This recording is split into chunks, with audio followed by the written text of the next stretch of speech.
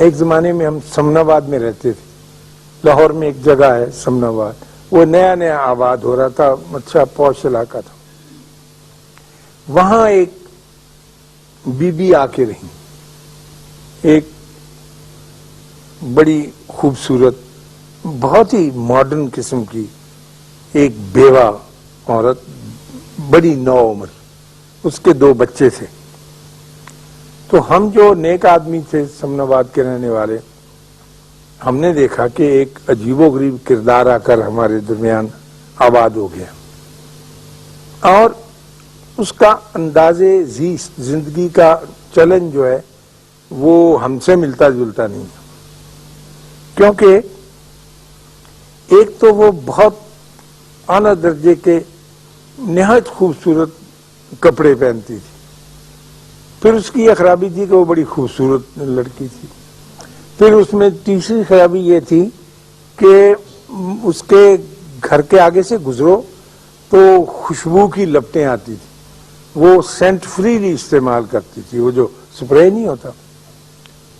اس کے جو 2 بچے تھے خواتین و حضرات، وہ گھر سے باہر بھاگے پھرتے ہوتے تھے عام جگہوں پر، اور کھانا گھر پہ نہیں کھاتے تھے، لوگوں کے گھروں میں چلے جاتے تھے، اور لوگ ان کو کچھ دے بھی دیتے تھے اور وہ کھا بھی لیتے تھے.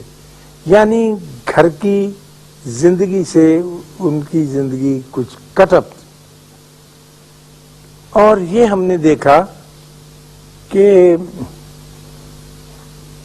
اس خاتون کو کچھ عجیب و غریب قسم کے مرد بھی ملنے آتے تھے.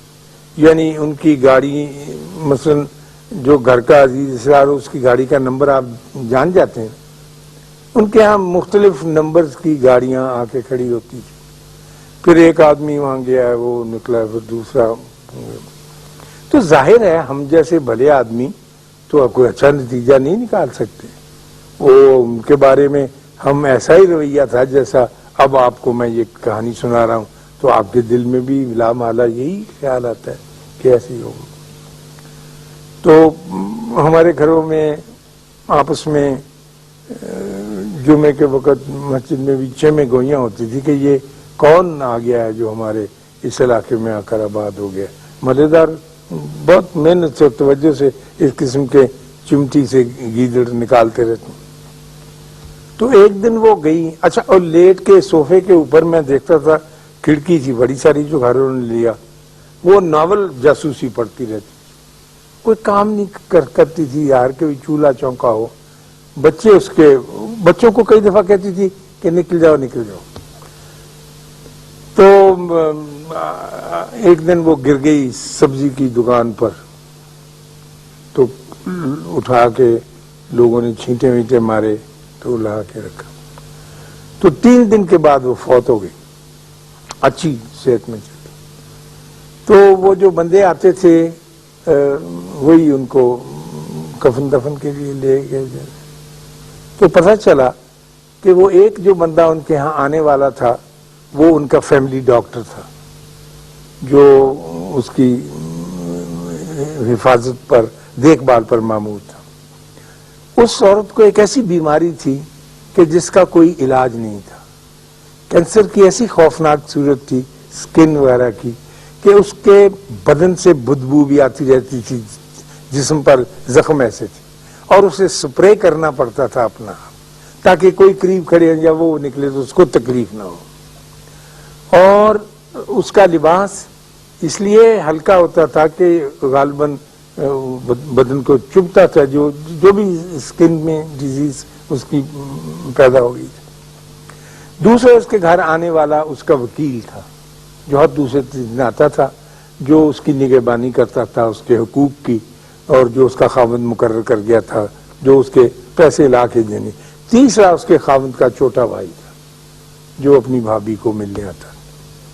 تو ہم نے اس سے یہ اندازے لگا لیے جو میں نے آپ کے سامنے بیان کیے، اور اس نیک پاک عورت کو جب اس پہ دورہ پڑتا تھا تو وہ بچوں کو دھکے مار کے باہر نکالتی کہ باہر جا کے کھیلو، باہر جا کے، اور تڑپنے کے لیے وہ اپنے دروازے بند کر کے اندر ہی رہتی.